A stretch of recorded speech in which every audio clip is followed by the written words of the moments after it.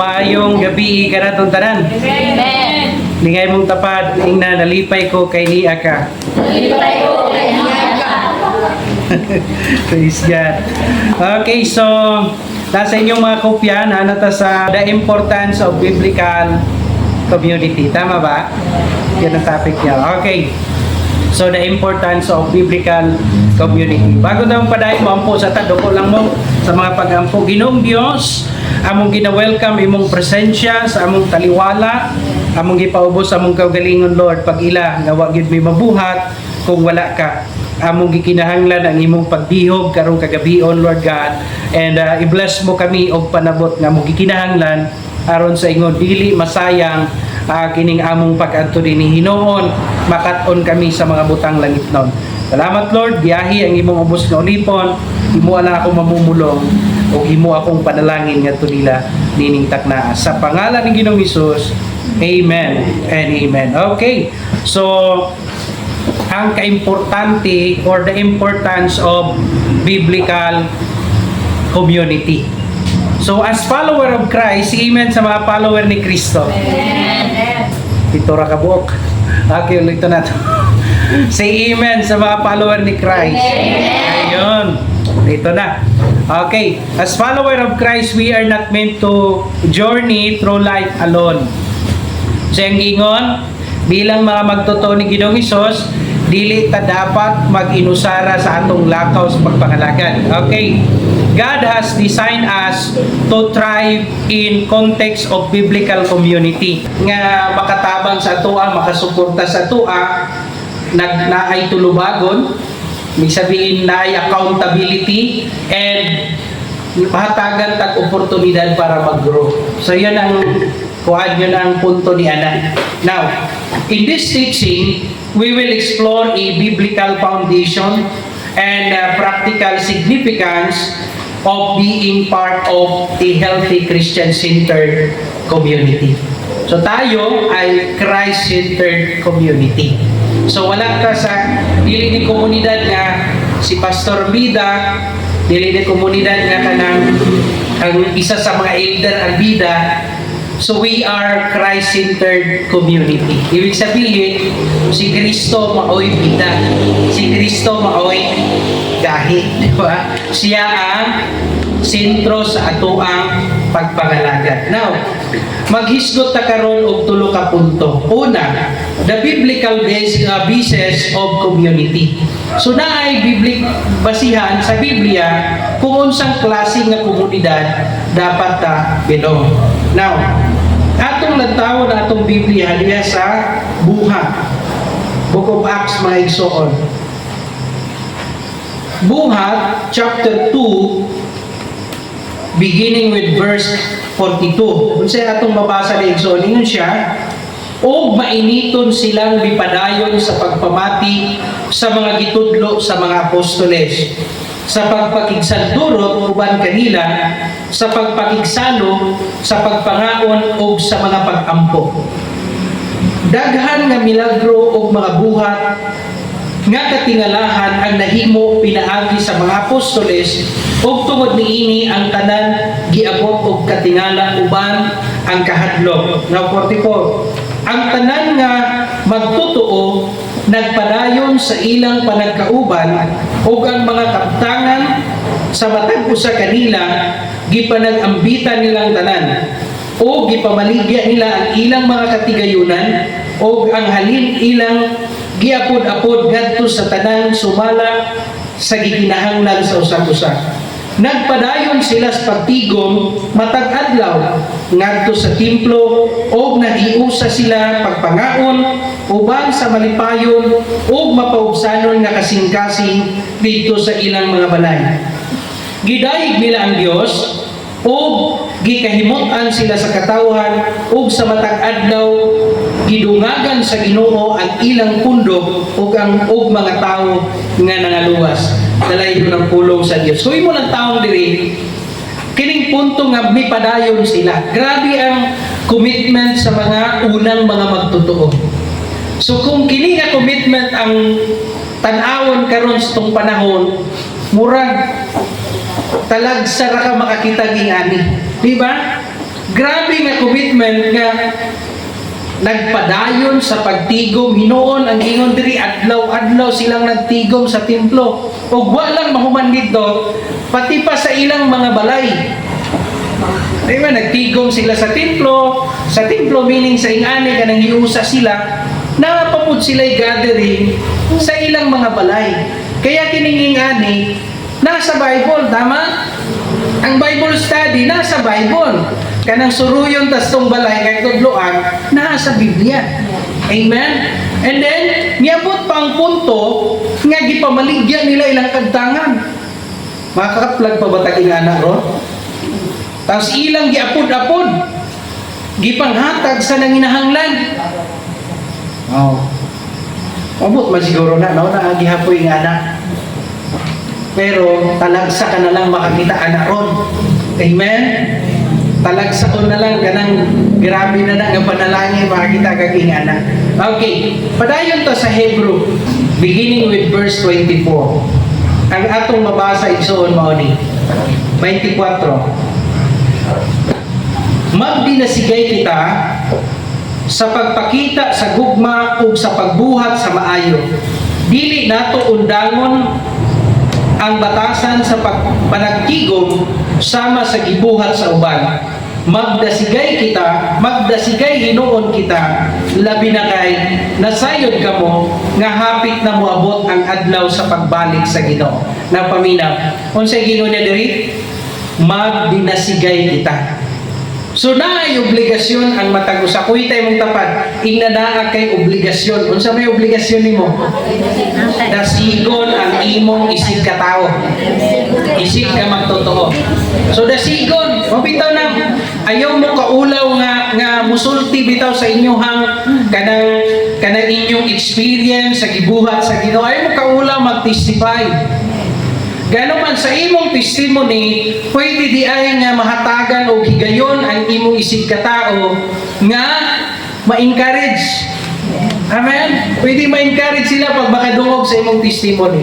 Now, sabi niya, throughout the scripture, kung imong basahon ng Biblia, makita nimo ang kaimportansya, the importance of believers coming together in community. Kana bitang kaimportansya sa panagtigom, sa gathering. Nga dapat dili walaon, sabi niya, ayaw ninyo hununga. Ang sabi ng Bible, sa ibasa nato kanina. Ayaw ninyo hununga ang panagtigom. Unsa man ang akuman? Kinahanglan padayunon nato. Ayaw undanga. So, sabi niya, gipakita diri sa tuwa nga importante ang gathering. The early church model demonstrate the value of fellowship. Importante sa ila ang fellowship. Importante sa ila ang teaching. Di ba? Naminaw sila sa pagtudlo sa mga apostoles. So yun, importante sa ila ang teaching, importante sa ila ang prayer. Importante po sa ila ang mutual care. Pero ang pag-amping sa ilang isig ka, magtotoo. Again, unsa to, ang dapat importante po sa tuwa kasi discipleship model man tanaw ta sa ila sa modelo. Sila'y model. Mulantaw na to atong i-apply sa atong kinabuhi. Sila, importante sa ilang fellowship. Dapat yun ang atong makatunan. Dili din fellowship nga, pwede na karon sunod absent sa nilingana. Pag iyong importante, naaka. May mo tapad dapat naaka. Okay. Ayaw absent ha? Masig ka, mau nang ingon nga, ang Pilipino ro mahaya na sa sugod. Mahaya na sa sugod, no? Pero ang gamutay, hinay. Importante po ng pagtuon. We need to learn. Kung di ta mag-learn, wala tayong pinabuhi. Tama? Okay. And prayer and mutual care. The writer of Hebrews exhort us to not neglect meeting together as we encourage one another in faith. Parehas sila na ipagtuo sa Diyos. Ako na ipagtuo sa Ginoo. Kanay mong tapad na ako ipagtuo sa Diyos. Pero dapat na i-encourage. Amen? Dapat na nimo i-lift up siya para mo madasig, musimba siya, mo atog kuan gathering. Kasi pag way mo dasig ana, way manguhit. Abot kag baka abot pa ba nagsimbahan. Amen. So muna sa pasalamat po pag naipay mga agdan ninyo. Kay moabot gyud ang panahon nga mangita tag mo agdan nato wala na. So pasalamat ta kay naapay manguhit ron oy manimbata. Muadto ta sa fellowship, muatin tag discipleship, di ba? Pasalamat ta kay naapay ngana. Now, life application. Reflect on your own involvement. Susiha, unsa ka hang imong involvement sa local church. Ito ay local church. Or yung small group naman ay yung mga Bible study. Tama kay Bible study nga ginaatinan? Or involved ba ka sa local church? For example, kaya kayo nag-discipleship kasi involved na kayo sa local church. Amen? Kaya ga-undergo mo of discipleship training. Now, consider how will your current community align with the biblical vision for fellowship and mutual support. Paminaw ninyo, kini bang kining ato ang pamilya sa Empower Muntay nagatudlo ba ni sa tuwa o kanang Diyos nun nga kinaiya? Nag-align ba ni sa tuwa sa mga vision sa Biblia? Yun ang lantaon ninyo. Isa pa po, kung siguro dili mag-align ni sa Bible, di ko nyo makita diri. Amen? Praise God. Kasi nga wala tayo laing isgutan diri kung di ka nang naa sa Biblia. Tinaw ba na? Okay. Padayon ka. Now, muna yung mga basihan, muna yung atong nakita sa Old Testament, sa mga nauna pa sa atua, nagkugi sila sa panagtigo. Importante sa ila ang mga pagtuon, importante sa ila ang pag-ampo, importante sa ila nga tabangan nila ilang isig ka magtutuon. Yun, ampingan nila. Now, let's go to point number 2. The benefits of biblical community. Na ay benepisyo pag nakakasulod sa komunidad sa magtotoo. Okay. Ecclesiastes. Kung sa giingon diha, igsoon. Okay. Ecclesiastes 4 verse 9 to 12. Ang duha mas maayo kaysa usa. And then, labaw nga magbabungamon ang ilang pagbuhat kay may katimbang man ang usag-usa. Sa Jis, kung matumba ang usa, tabangan siya sa iyang kauban. Apan kung nag-inusara lamang siya, o unya matumba, wala gayoy makatabang kaniya. Kung tugnaw, magdulog sila o mainitan. Apan kung ikaw ra usa, dili ka mainitan. Ang duha ka tawo makapanagang kung sulungon, apan sayon bugtuon, buntugon ang nag-inusara. Ang pisi nga tulo, kanubid, lisod bugtuon. Amen? Kita niyo na, ang kaimportante sa naakay kauban. Ang kaimportante sa naakay pamilya. Naakay komunidad. Yun ang kaimportante pag naakay simbahan. Ngadiin ka na bilog. Kaya dagang mga tao, minsan nagtuo ko sa Ginoo, pero kung wala yung simbahan, ngadiin ka na bilog, huwag mag-atiman nimo, walay makaguide nimo, walay makasulti nimo sa tinuod o sa hindi. Kung yung punto yung soon? Hello? Okay pa mo? Now, panayang tagbasa ang sunod. 1 Corinto 12:12. Si Kristo sama sa usa ka lawas. May daghang bahin, bisan kung nagkalain-lain ang mga bahin ini, usa ra gihapon kini kalawas. Ang uban kanato mga Hudyo ug ang uban dili. ang uban mga ulipon ug ang uban usab dili. Apan kitang tanan gibunyagan sa usa ka lawas pinaagi sa mao gihapong espiritu. Ug kitang tanan nakikambit pag-inom sa usa lang ka espiritu. Ayun. Ano ko ba? Sa hanggang 27. Kaya ang lawas dili usa ra ka bahin kundi daghan. Mahimong muingon ang tiil tungod kay dili man ako kamo, dili ako bahin sa lawas. Apan sa pagsulti niya niini wala maghimo sa tiil nga dili bahin sa lawas. O mahimong muingon ang dalunggan kay dili man ako mata, dili ako bahin sa lawas. Apan kini wala maghimo sa dalunggan nga dili bahin sa lawas. Kung ang tibok lawas pulos mata, unsaon man pagpakadungog niini. O kung pulos dalunggan, unsaon man kini pagsimhot. Ang Dios nagpahimutang sa nagkalain-lain bahin sa lawas, sumala sa iyang pagbuot. Wala untay lawas kung usa lamang kini kabahin. Apan sumala sa atong nasayran, kay may daghang bahin ang usa ka lawas. Busa dili makaingon ang mata ngadto sa kamot, wala ako magkinahanglan kanimo. Dili usab makaingon ang ulo ngadto sa tiil, wala ako magkinahanglan kanimo. Gikinahanglan hinuon nato ang bahin sa atong giisip nga huyang.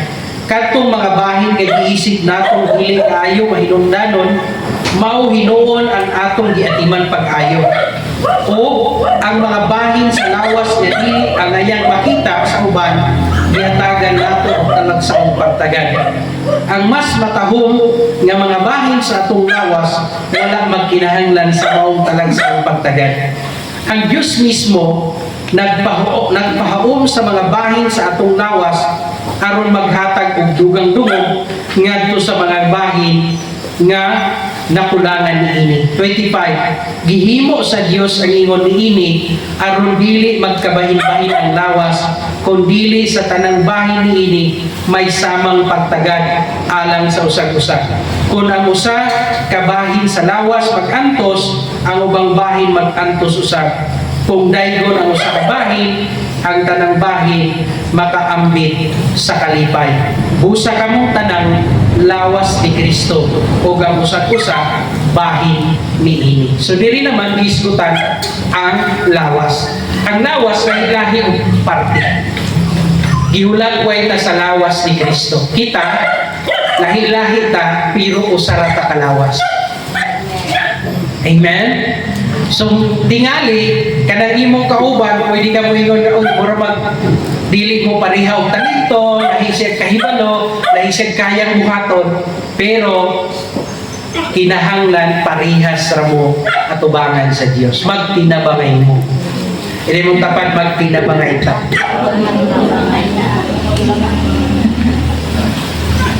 Amen. Sa iyo pasagdi na imong kauban ha, tabangan nimo. Kay ngano man sa atong pagpangalaga dili pwedeng mag-inusara kata. Okay? Dili pwedeng ikaw ra sulo ba nga sundalo. Kinahanglan na kay kauban. Iyon siya, when we engage in biblical community, we experience countless blessing. So mao niyang advantage pag naa ka sa komunidad sa magtotoo. Kung sa dayon mga sinati, maka-experience ka og countless blessing. Lahi-lahi nga panalangin. Tanawa, niyon siya diri, we are encouraged, una, pag naa ka sa church, may encourage ka. Tinood ba na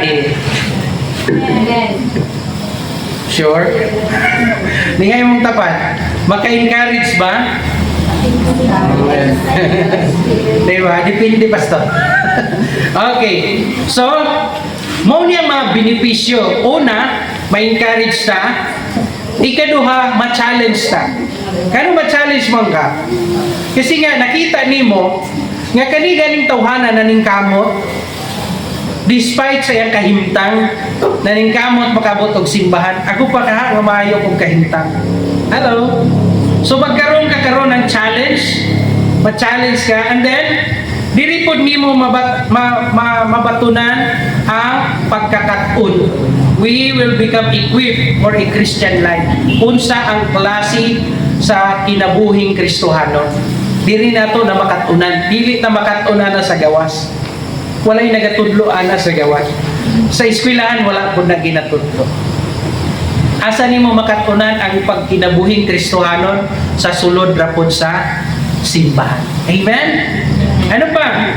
So, we discover our spiritual gifts. Niripod nato bakita, oy, naadi ay ko'y espirituhanong gasa. Naadi ay ko'y kahibalo. Naadi ay ko'y gasa na pwedeng gamiton para mag-alagad sa Diyos. And learn to use them for the benefit of others. Ayaw yun yung kalinti. Kung naa kay talento, dili na imong benepisyo. Amen? Pakita, no? Kitang-yatagan ng talento pero dili para sa ato ang benepisyo. Para sa benepisyo sa uban. Tama ba? Nganong inga naman ang plastada? Nganong inga naman ang pamaagis Ginoo? Kay tungod gusto sa Dios masabtan nimo nga himuon rataniyang channel of blessing. Panalanginan ta sa Dios para mahimo tang panalangin sa uban. Kasi pag dili ka panalanginan sa Ginoo, you will never become a blessing to other people. Kaya yun yung hikaw. Ayaw ihikaw sa ubang tao ang inyong pag-alagad. Amen? Kung ihatagan mo sa Ginoo, kinaiya nga buutan, ayaw rapod mo pag binuutan sa inyong balayra. Ipakita po na sa ubang tao. Amen? Klaro? Now, we find strength in the face of life difficulties and joy in celebrating one another victories. Pag nakita nimo nakaskalisod, mag-earn ka og strength. Kaya naman, dili ka mag-inusara mo atubang. Naa kay mga kaigsuunan mo tabang. Pag naa ka sa simbahan, naa kay masultian nga siguradong mo tabang. Pag naa ka sa gawas, pwedeng sultian nimo, i-chismis ka. Ano yung punto? Sultian mo sila sa imong kaagi, sa imong kalisod. Pwedeng dili ka makakuha ng tabang. Ang makuha nimo, i-chismis ka nila. Isugid ka nila sa ubang tao. Pero pag nakasasulod sa pamilya, nakasasulod sa simbahan, then you share your difficulties, makakaplag ka og tabang. Kay sigurado diya sa sulod sa pamilya, naagyo day usa nga i-anoint si Lord para tabangan ka. Amen? Praise God. Kaya kung naamoy sultihan sa inyong mga kalisdanan, sa inyong giagian sa kinabuhi, dili ninyo dala sa sulod sa simbahan. Sulti ninyo sa inyong mga pastor, sulti ninyo sa inyong mga elder. God can use them to provide your needs. Amen? Amen ba mga kapatid? Okay, so yun ang discipleship. Ayaw mo pag-anto sa gawas, ayaw mo pag-sulti sa banta. Kasi as a family, dapat yan mo dalon sa sulod. Yan ang mga ugali ng disciple. Diba? Dito nila dalon sa sulod sa simbahan. And then, pag nakita mo nga na ay nag-success, may yan kahintang, maki-enjoy po ka. Maki-celebrate ka. Diba? Nalipay, kaya na sila victories. Diba? Na sila mga accomplishment. Makisaya ka. Eh, diri sa pamilya, pag naay mo hilak po kagapin. Amen? Pag naay nalisdan, kaya nga itong ulay sa itong gibasa ganina, ingon siya, kung ang usa kabahin sa lawas mag-antos, ang uban bahin mag-antos usab. Kung daygon ang usa kabahin, ang tanang bahin makaambit sa kalipay. Klaro ba na? Dili. Mag-ambitay. Ang sabihin, dili lang man na kalipay may atong ambitan, pati pod ang kalisdanan. Diba? Sa kalisod, mag-share-share ta. Sa kaharuhay, share-share po ta. Ako yung punto, ing-ana ang pamilya, ing-ana ang disipulo sa Diyos. Dili magpasagdaay, magtinabangay. Amen. Magdinasigay, yun ang punto. Now, life application. Identify specific ways you have been blessed and strengthened through your involvement in the Christ-centered community. Asang bahina nga na-bless ka o nalig-on tungod kay nahimo kang kabahin sa pamilya. Consider how you can be a greater blessing to others in your community. Paninguhaan nga ang imong kinabuhi, mahimong panalangin sa imong isig ka magtotoo. Amen. Inay mong tapat, you are a blessing. You are a blessing. Okay. So, tapos na tayo ng the benefits of biblical community. So, na benepisyo. Diri, pwede ka makasulti sa imong gibati na ay mga taong mutabang nimo. Dili ka mag-inusara. Kung muhilak ka, naapoy mutabang nimo hilak, di ba? Ano ba? Kung naapoy kay problema, na ay mutabang nimo para masulbad ang problema. Now, point number 3. Practical steps for building community. So, na ay mga pamaagi para magtukod og komunidad. Now, abli na po ta sa ato ang Biblia diya sa Romans. Okay? Romans 12. Beginning with verse 9 hanggang 13. Sabi niya, pag matinud-anon kamo sa inyong paghigugma. Yan. Kanina naman para sa tuwang kaugalingon, sabi niya, pag matinud-anon kamo sa inyong paghigugma, likayi ang dautan ug hukti ang maayo. Paghigugma ay kamo, pag-ayo, ingon nga mga igsuon, diha kang Kristo, o pag tinahuray kamo. 11. Ayaw kamo pagtapol, hinuon, pag madasigon kamo, diha sa Espiritu, o alagari ang Ginoo. 12. Pagmaya kamo, tungod sa inyong paglaom. Pagpailog kamo, diha sa inyong mga kalisdanan, o pag-ampo kanunay. Pagpaambit kamo sa inyong isig ka magtotoo nga anaa sa kawadon o dawata sa inyong balay ang mga dumuduo. Nalaygo ng pulong sa Diyos. Kita nyo? Nga, kinahanglan yun ay itang magpuag. Muagi yun tag kalisod. Sabi niya riyan, muagi yun kag kalisod. Walay exempted ni Ana. Bisan tong gidawat na nimo ang Ginoong Hesus sa imong kinabuhi. Dili ka exempted sa kalisdanan. Muagi kag kalisod. Bisan na nakasulod sa pamilya. Pero ang gingon niya diha, agwantaha ang kalisod. Amen? Hindi mo tapat agwanta. Agwanta lang, agwantaha ang kalisdanan. Kaya nga naman, di ba na magdugay human sa kalisod na ay mubanos nga panalangin, na ay mupuli nga panalangin ay imong masinati. So pag una dito ni siya pag tinahuray ka mo. Pag hinigugmay ang una, pag tinahuray, kabalo ka nga dili ta parihas ingana ka mainiton sa Dios. Nagyoy mga huyang diha. Nagyoy ka ng tabangunon sa ministry. Diba? Dili tanan mo tabang ang uban ka patabang. Tuma na dili. Sa ministry, dili tanan mo tabang. Ang uban tabangan. Amen.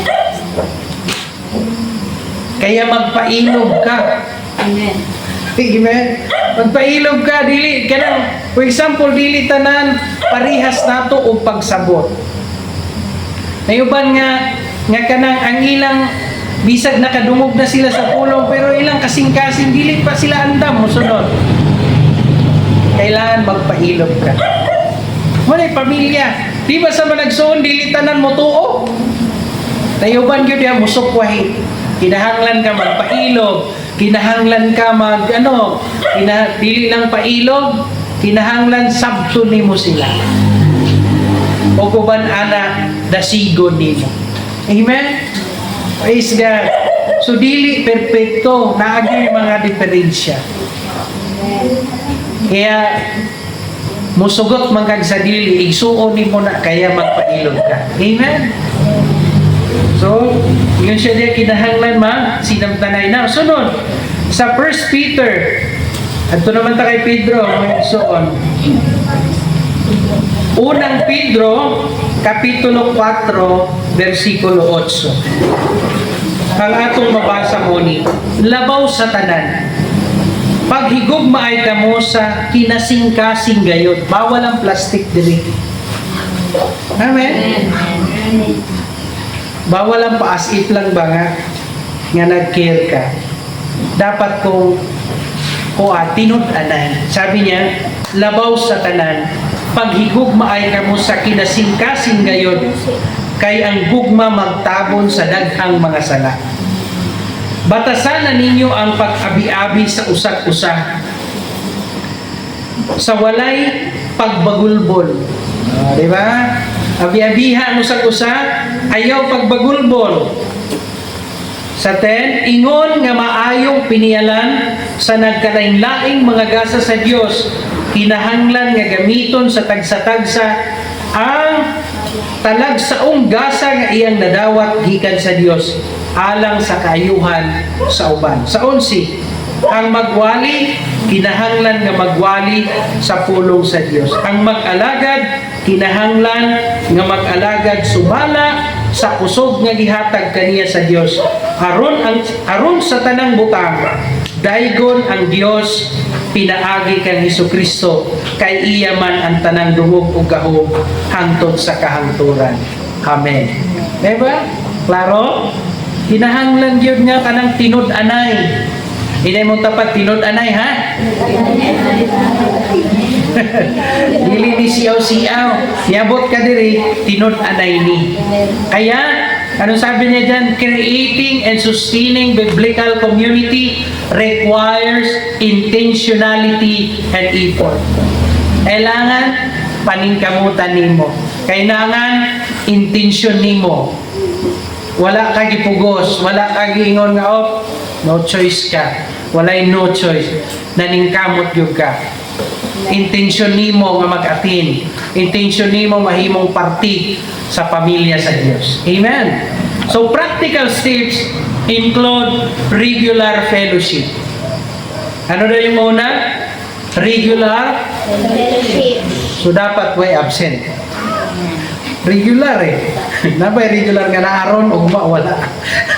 Pag sinabing regular, kailangan nakakay consent bago ka mag-leave. Tama? Regular ka O sa mga nagatrabaho na, di ba sa mga pag-regular ka, di ka basta-basta bubiya sa ibang trabaho kung wala kay leave form nga gi-approve. Kailangan magpa-approve sa ka. Kaya, sa pamilya, bawal na rin mawala rakagawa ka na ibalik. Amen? Matingala ka na lang, asa si brother, asa si sister. Kamput lang, pastor, asa to? Walay ingana dapat. Dapat nabalaan. Kaya nga naman, naakay consent. Nangayo ka o, kuhaan o, wala din ko karon kaya na ako dito sa tuktok sa akir-akir. Di ba mayana ba? Nakuha yung punto? So, dapat makat-unta mananghid. Pamilya man, dapat ay pamilya. Sa inyong pamilya, gusto ba ninyo kung ikaw ginikanan ang imong anak mula kaura, way pananghid? Di ba di ka musugot? Ingana po sa pamilya man gihapon Kaya pag na-gathering, for example, di ka katin, ay maghimog yung kag imuhang mananghid yung ka, manghimog yung kag pamaagi, maghimog kag effort. Ayaw paghandong nga, mura magpropita to si pastor, mabalaan ra niya kung asa ko. Ayaw pag una-una, nga nahibalo sila sa imong kahimtang. Amen? So, punto niya na tinud-anay. Amen? So, tinud-anay ni, ha? Okay pa ba mo? Okay. Regular fellowship, serving one another. Dili na ni kani ikaw ray service yung we serve also one another. And bearing one another's burden. Mupasan po tas pasanonon sa uban. Okay. Ayaw sila pasagdai sa ilang kalisod. Kinahanglan mahimo tang party sa ilang kalisdanan. And using our spiritual gifts to build up the body of Christ. Now, bago ta sa workshop, in conclusion, sabi niya, the importance of biblical community cannot be overstated. as we navigate the Christian life together, sama-sama, we find strength. Pagsama-sama na atay usod, makakuha tag suporta kasi daghanta natay mga kaubanan, and makakuha po tag encouragement. Bisag luya na tat, pero doon kay daghanta, pakita kag mas idara na ningamot gihapon sa luya ng tuhod, ikaw karon nga likon pagtuhod, ma-encourage ka. Amen. Ano pa? And we will encourage to grow in our faith and become more like Christ. Let us be intentional about cultivating and participating in healthy, Christ-centered community. Dapat intentional ka talaga. And then, Christ-centered communities that reflect the beauty and the power of the body of Christ. We are all part of the body of Christ. Now, kung sa'y buhato di mas part of the body. Diba? Dapat responsible. Dapat intentional.